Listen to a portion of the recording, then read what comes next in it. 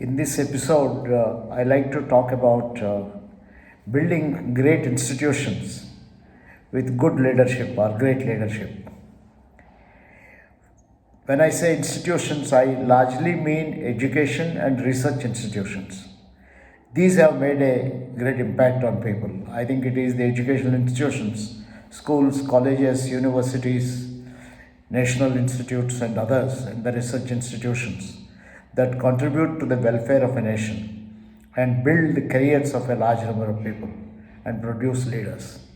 The impact of institutions I don't need to talk about, whether they are engineering colleges, medical colleges, management schools, schools of social work, schools of education, all professional education, and so on.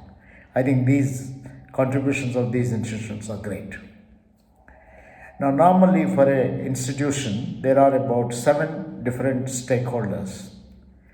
To begin with, I think the most important part of the stakeholders are the students who choose the institution, who come there, who come for learning, maybe spend short periods of time, 1 year to 5 years, 6, 7 years, and things like that. But they make the institution. The second important stakeholders are the faculty who teach them, who transmit knowledge, who create an environment. Third set of stakeholders are the institutional leadership, who is called as directors, vice chancellors, principals in schools, headmasters, various designations. Sometimes I think it has become fashionable to call them also as CEOs and things like that.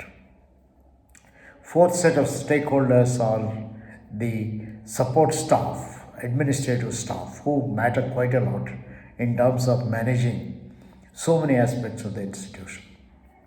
Next set of stakeholders are the board of governors, the syndicate, and other administrative bodies. Largely, I'll talk of the board of management, executive council, and so on. Then the next important stakeholders in the list is the community, society at large.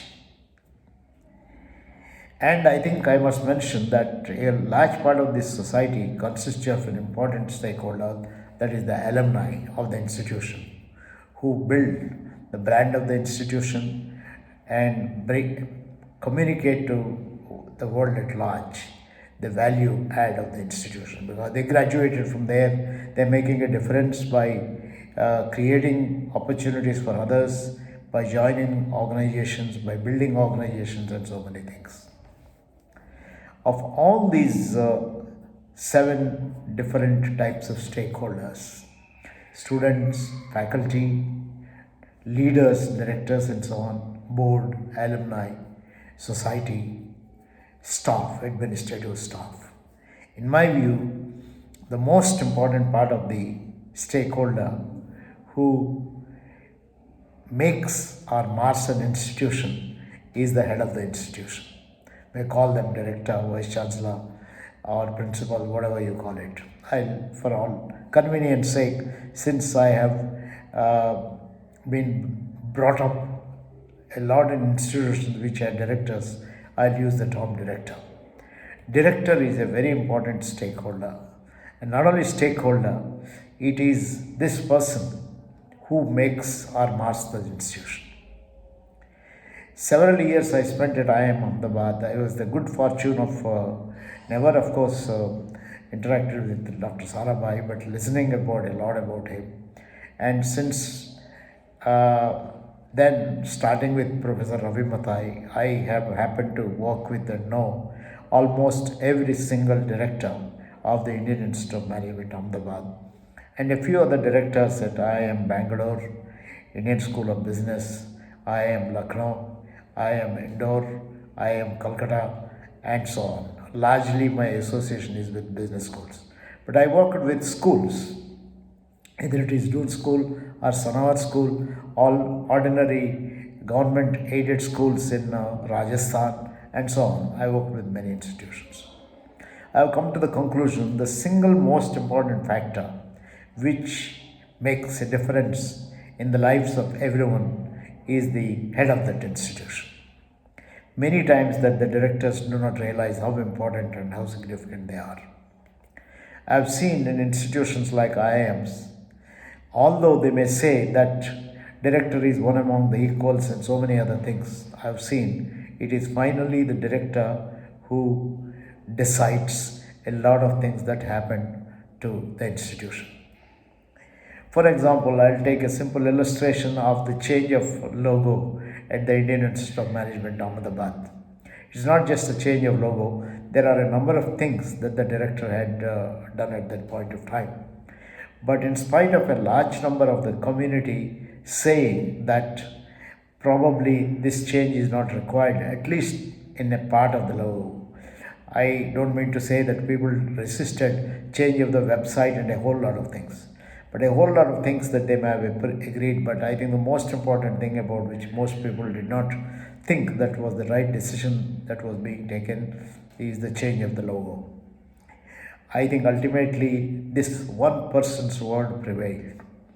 He guides the board, he guides the alumni, he exercises his authority over the faculty, even if they confront, protest, and so on.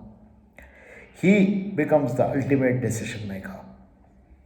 Well, I don't need to say about logo, but I think look at the number of times references have been made to Dr. Vikram Sarabhai, who was the first honorary director of IIM Ahmedabad. I think he built the culture. And Ravi Mathai nurtured it. I understood, I think, the views of when he joined, he was very young. He came from industry, did not have much of an idea of the educational institution.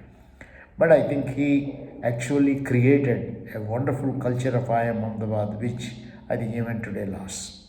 Subsequently, if you look at all the directors like Samuel Paul and later Professor Vyas, Aji Patel and Professor Narayan Sheth, Professor Khandwala, Professor Jar Saha, Bakul Dholakia, and later Ashish Nanda, who came from outside, Professor Barua, Errol D'Souza. If you look at all of them, including some people who may have worked for short periods of time, like Professor P.M. Shingi and others, I think they made a lot of difference. Just a short period of time when Professor P.M. Shingi was acting director, he played a very important role of cooling down the raised tempers of the faculty and creating a totally different kind of atmosphere by setting a personal example in a few months of his stay as the acting director of IIM Ahmedabad. I think that is the power of a director or the head of an institution. They are all powerful.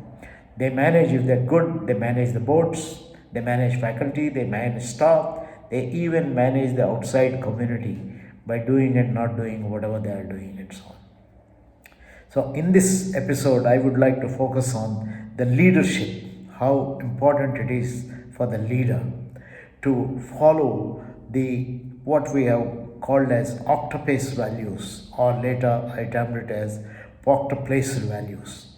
It's very, very important that the director internalizes and values what we called as POCTAPLACED values. Values is something which you individually possess. The same thing can be used as a culture. Culture is what you create. Values is what you possess as an individual. Now, I'd like to go by talking about how each one of these values are very important to be practiced by the head of the institution or leader of the institution. The most important thing to begin with is in the POCTAPLACED, the purpose.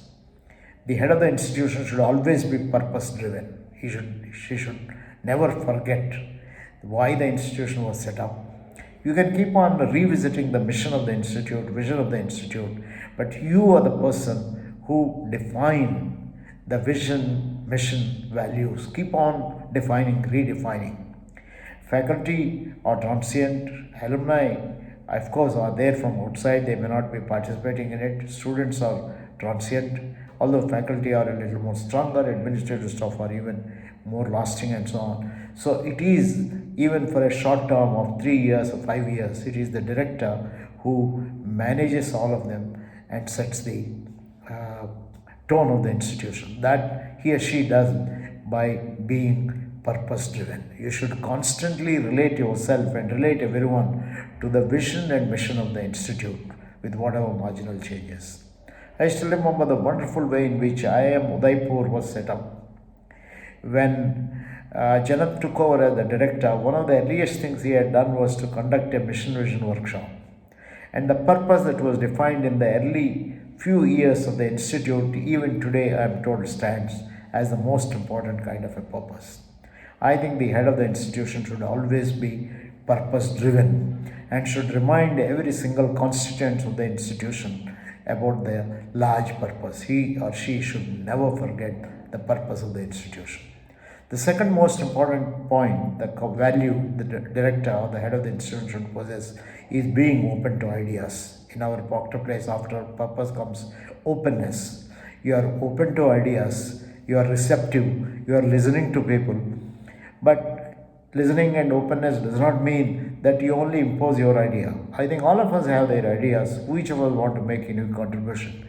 But I think we should be willing to listen to other people, be receptive, reflect over it, and always maintain that I may not, while I may have the last word, my word is based on, I think, what the people feel and things like that. Openness, receptivity are very, very important values that the head of an institution should have. Second most important thing is a culture, to create a culture, or his own value should be that I cannot make the institution. All the other people matter in this, and therefore collaborative culture or culture of teamwork, because institutions are built by faculty, administrative staff, society. I mean, these 7 stakeholders I mentioned, he should constantly or she should constantly be aware of how each one of the stakeholders play an important role and create a culture of collaboration. It's very easy to divide and play one against the other by saying this is how the board feels, or this is how the faculty feels, or this is how the staff feels, this is how the community feels. I think it is your business to integrate rather than divide. The third important value of the director of an institution is transparency. You should be transparent, trusting, trustworthy, authentic, speaking what you feel and doing what you say. I mean, this can be put in so many words, but I'll use the word transparency, trusting, trustworthy, authenticity, and so on. All these I'll put under the term in OCTAPACE, POCTAPLACED T. This is very, very important. You should be trustworthy, you should be trusting people.